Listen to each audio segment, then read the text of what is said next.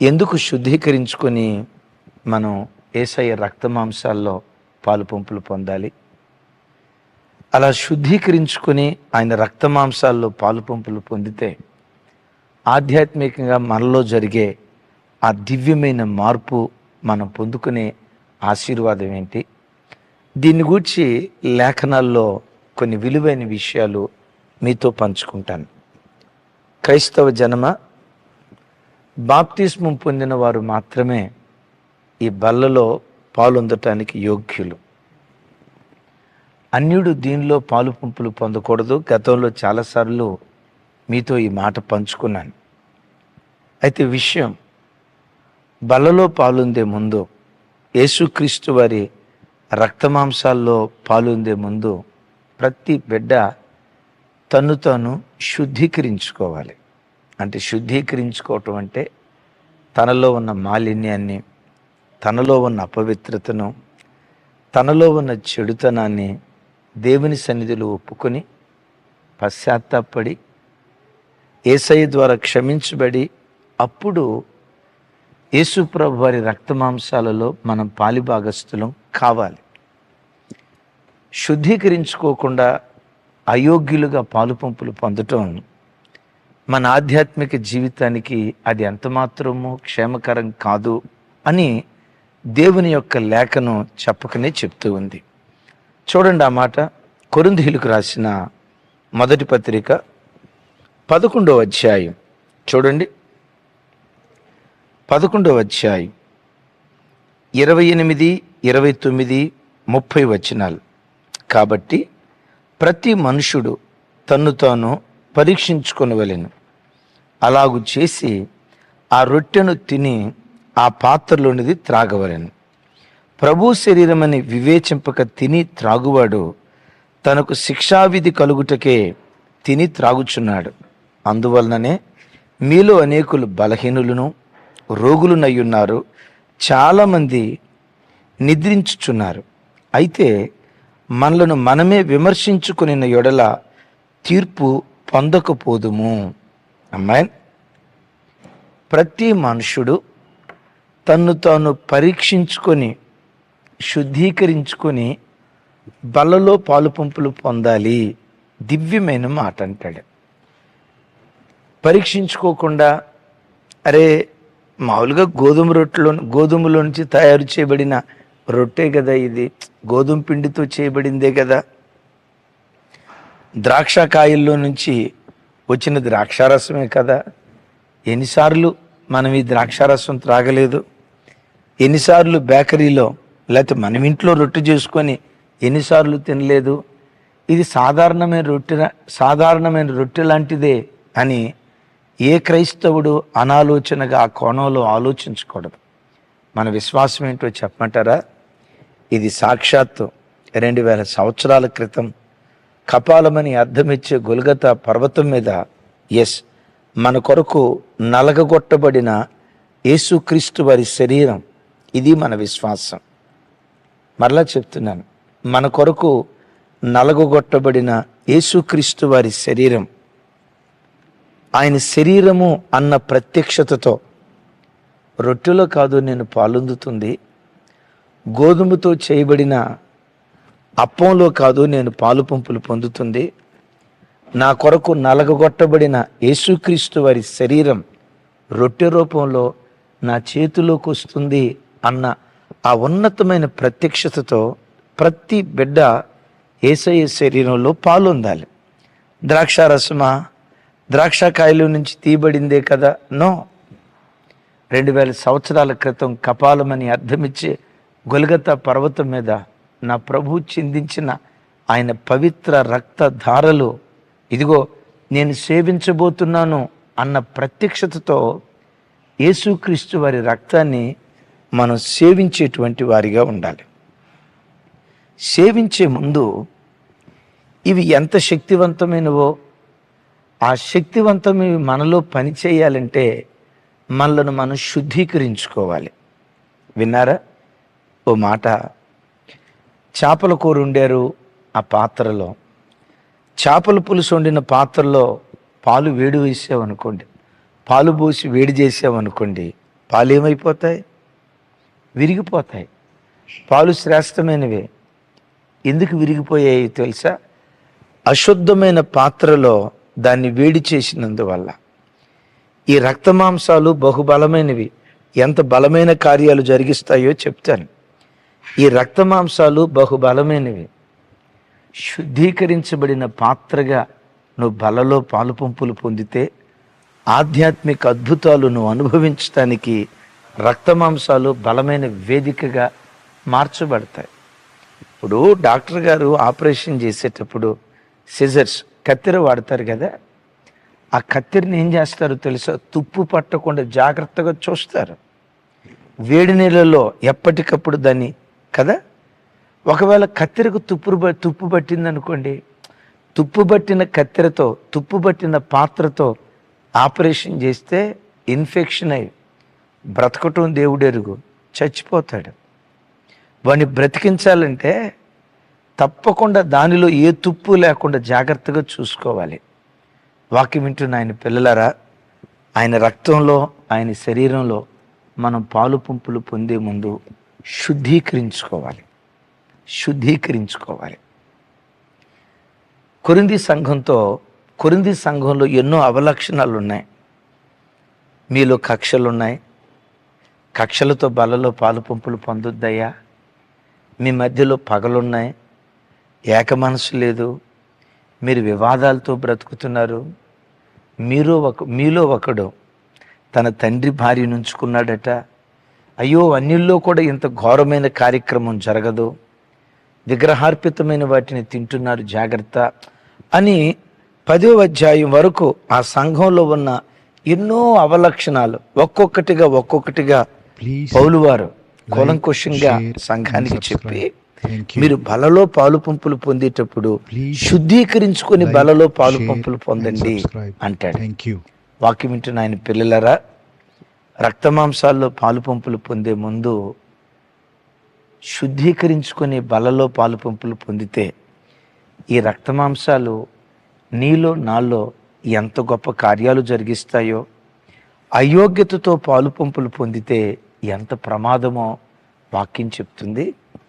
మీలో కొందరు అయోగ్యులుగా పాలొందుతున్నారు గనుక మీరు బలహీనులవుతున్నారు అంటాడు. నేనంట, అయోగ్యతతో పాలు పంపులు పొందుతున్నారు గనక రోగులవుతున్నారు, అయోగ్యతతో పాలొందుతున్నారు గనక మరణిస్తున్నారు అంటాడు. నేనంట, అయోగ్యతతో పాలు పంపులు పొందితే అవి జరిగినాయి కదా, మరి యోగ్యతతో పాలు పంపులు పొందితే, యోగ్యతతో పాలు పంపులు పొందితే బలహీనుడు కూడా బలాఢ్యుడిగా మార్చబడతాడు. వాక్యం వింటున్న అయ్యలారా, ఎందుకు ప్రతి నెల, అఫ్కోర్స్ కొన్ని సంఘాల్లో ప్రతి వారం, ఎందుకు యేసయ్య రక్తమాంసాల్లో మనం పాలిభాగస్థులం కావాలి? ఎందుకు యేసయ్య శరీరాన్ని మనం భుజించాలి? ఈ శరీరం నిన్ను బలాఢ్యుడిగా మారుస్తుంది. ఈ రక్తం, ఈ శరీరం నిన్ను బలాఢ్యుడిగా మారుస్తుంది. మీకు తెలుసు, ఏ ఆహారాన్ని భుజిస్తామో ఆ ఆహారంలో ఉన్న విటమిన్స్ మన శరీరానికి పడతాయి కదా. నిమ్మకాయ, దానిలో కొన్ని విటమిన్స్ ఉంటాయి. దాన్ని భుజించినప్పుడు సి విటమిన్ మన బాడీకి పడుతుంది కదా. కరివేపాకుకి, బనానాకి, యాపిల్కి, ఇలా ఒక్కొక్క ఆహార పదార్థానికి ఒక్కొక్క విటమిన్, కొన్ని విటమిన్స్ ఉంటాయి. ఆ ఆహార పదార్థాన్ని భుజించినప్పుడు ఆ విటమిన్స్ మన శరీరానికి ఎలా పడతాయో, యేసుక్రీస్తు వారి శరీరాన్ని మనం భుజిస్తే, ఆయన రక్తాన్ని యోగ్యమైన రీతిలో సేవిస్తే, యేసుక్రీస్తు వారి శరీరం ఎట్టిదో, యేసుక్రీస్తు ఎట్టివాడో మనం వట్టివారిగా మార్చబడతాం. మిమ్మల్ని అడుగుతా, యేసుక్రీస్తు వారు బలహీనుడా, బలాఢ్యుడా? యేసుక్రీస్తు వారు బలహీనుడా, బలవంతుడా? అవును, ఆశ్చర్యకరుడు, ఆలోచనకర్త, నిత్యుడుగు తండ్రి, బలవంతుడుగు దేవుడు కదా. బలవంతుడుగు దేవుడు అని రాసి ఉంది కదా. ఆయన శరీరాన్ని యోగ్యతతో మనం భుజిస్తే బలాఢ్యులుగా మనం మార్చబడతాం. బలాఢ్యులుగా, ఎంత బలాఢ్యులుగా బ్రతుకుతామో తెలుసా? దుష్టుడైన సాతాను నిన్ను పడగొట్టాలని ప్రయత్నం చేసిన నీలో ఉన్న బలం శరీర సంబంధమైన బలం కాదు. నీలో ఉన్న బలం భౌతిక సంబంధమైన బలం కాదు. యేసుక్రీస్తు వారి రక్త మాంసాల ద్వారా నీకు కలిగిన బలాన్ని బట్టి సాతానును అవలీలగా నువ్వు గెలవగలవు, ఓడించగలవు. బైబిల్లో మీరు ఎరుగుదురు కదా, ఆ భోజనపు బలం చేత ఏలియా 40 దినాలు ప్రయాణం చేశారు హోరేబు పర్వతానికి. హోరేబు అంటే దేవుని పర్వతం. అయిలరా, మనమందరం ఒక ప్రయాణంలో ఉన్నాం. పరలోక పర్వతాన్ని చేరుకునే ప్రయాణంలో ఉన్నాం. ఆ ప్రయాణాన్ని, గమ్యస్థానాన్ని చేరుకోవాలంటే మనకు బలం కావాలి.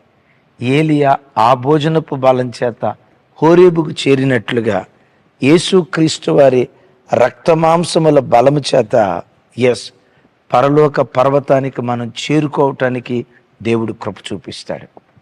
బలహీనుడిగా ఉన్నావా? శుద్ధీకరించబడిన హృదయంతో బలలో పాలు పంపులు పొందు, బలాజ్యుడిగా నువ్వు మార్చబడతావు. రెండవ మాట అంటాడు, అయోగ్యులుగా పాలొందటాన్ని బట్టి మీలో కొందరు రోగులు అవుతున్నారు. నేనంట, మరి యోగ్యతతో పాలు పంపులు పొందితే మీరు ఆరోగ్యవంతులు అవుతారు. ఇంతే కదా చెప్పకనే చెప్తుంది. అలాగని యోగ్యతతో పాలు పంపులు పొందిన రోగాలు ఏలుబడి చేస్తూ ఉంటే నేను అయోగ్యునేమో అని అనుకోకండి. ప్రకృతి సంబంధమైన శరీరం, ఈ ప్రకృతి సంబంధమైన శరీరానికి కొన్ని వ్యాధులు తప్పవు. అయితే ఒక మాట అంట, శుద్ధీకరించుకొని నీలో ఉన్న ప్రతి బలహీనతను హృదయపు లోతుల్లో నుంచి ఒప్పుకొని దేవుని సన్నిధిలో ఆయన రక్తాన్ని సేవించగలిగితే ఈ రక్తం నీకు ఆరోగ్యాన్ని ఇచ్చే ఔషధం. ఆయన పొందిన గాయముల చేత మీకు స్వస్థత అని రాసి ఉంది కదా. ఆయన రక్తాన్ని సేవిస్తే ప్రతి పాపాన్ని కడిగి నీకు స్వస్థతను చేకూరుస్తుంది. పక్షవాయువు రోగంతో ఉన్న ఆయన్ని చూసి, నా కుమారుడా, నీ పాపములు క్షమించబడ్డాయి అని రాసి ఉంది కదా. నేనంట, అయ్యా, అతడు ఈ రోగంతో ఉంటే పాపం క్షమించబడటం ఏంటి అంటే, ఆ రోగానికి కలిగిన కారణం పాపం అని, అలాగని ప్రతి రోగానికి కలిగిన కారణం పాపం అని చెప్పను సుమే. ప్రకృతి సంబంధమైన శరీరం, నేను అంటాను, ఆ రోగానికి కలిగిన కారణం పాపం అని ప్రభు అన్నారు కదా. పాపానికి విరుగుడు యేసుక్రీస్తు వారి రక్తం. విన్నారా? పాపానికి విరుగుడు యేసుక్రీస్తు వారి రక్తం. ఎప్పుడైతే పాపానికి విరుగుడై ఉన్న యేసుక్రీస్తు వారి రక్తాన్ని నువ్వు సేవించడం ప్రారంభించావో, ఆ రక్తపు శక్తి నీకు స్వస్థతనివ్వటం ప్రారంభిస్తుంది. అలాగని ఇది మనకు విగ్రహం కాదు. కానీ ఓ మాట చెప్తాను. మన సంఘానికి వచ్చే ఒక చెల్లి గత కొన్ని నెలల నుంచి తరచుగా జ్వరం ఓ 10 సంవత్సరాల క్రితం తరచుగా జ్వరం, డబుల్ టైఫాయిడ్, జ్వరం మీద జ్వరం, 3 నెలలు బిడ్డ మంచం మీద నుంచి దెక్క మందిరానికి రాలేకపోయింది. ఓ రోజు దైవ సేవకురాలికి ఈ విషయం తెలిసి ఆ బిడ్డతో ఒక మాట చెప్పింది, అమ్మా, శుద్ధీకరించుకోరా, ఆటో మీదో మీకున్న వాహనం మీదో కొంచెం బలం తెచ్చుకొని మందిరానికి రా, నీకు ప్రార్థన చేస్తా, యేసుక్రీస్తు వారి రక్తమాంసాలు నీకు ఇస్తా, శుద్ధీకరించుకొని రాని ఆ బిడ్డకి చెప్తే శుద్ధీకరించుకొని మందిరానికి వచ్చిందంటే అద్భుతం చెప్పమంటారా? యేసుక్రీస్తు వారి రక్తమాంసాలు సేవించి కొంచెం ద్రాక్షారసం రొట్టుంటే ఆ మిగిలింది కూడా ఇచ్చి ప్రార్థన చేసుకొని ప్రతిరోజు దీన్ని భుజించరా అంటే 3 నెలల బట్టి విడవని జ్వరం యేసుక్రీస్తు వారి రక్తపు శక్తి ద్వారా ఆ వారంలోనే అద్భుతమైన స్వస్థత బిడ్డ పొందుకోవటానికి దేవుడు కృప చూపించాడు. ఆ రోజు నుండి ఈ రోజు వరకు దరిదాపుగా 9-10 సంవత్సరాలు అవుతుందండి. ఎంత చక్కటి ఆరోగ్యంతో ఆ బిడ్డ బ్రతుకుతుందో నోటి మాటలతో నేను చెప్పలేను. యోగ్యతతో పాలు పంపులు పొందు, ప్రతి రోగానికి విరుగుడు ఔషధం యేసుక్రీస్తు వారి రక్తం. అయ్యా, నేను శుద్ధీకరించుకునే పాలు పంపులు పొందుతున్నా, మరి నాకెందుకయ్యే శరీరంలో అనారోగ్యం ఉంది అని అంటారా? వృద్ధాప్యాన్ని బట్టి.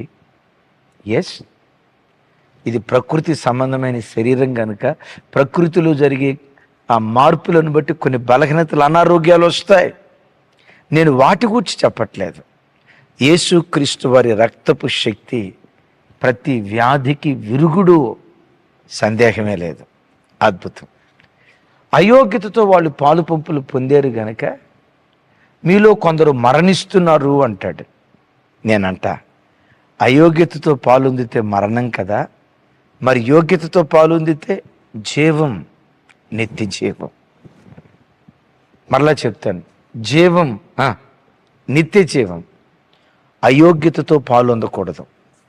మీరు ఎరుగుదురు, ఇస్కరియోతు యోధ బల్లలో యోగ్యతతో పాలు పంపులు పొందాడా, అయోగ్యతతో పాలుందాడా?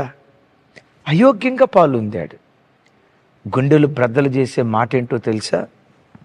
ఆ రొట్టె ముక్క వాని నోటిలో పడగానే, రొట్టె ముక్క నోటిలో పడగానే అపవాది వానిలో ప్రవేశించిందంట. ఏమండి, యేసుక్రీస్తు వారి శరీరం నోట్లో పెట్టుకుంటే దేవుని ఆత్మ కదా రావాల్సింది, పరిశుద్ధాత్ముడు కదా కమ్ముకోవాల్సింది. అపవాది ఎందుకు కమ్ముకున్నాడు?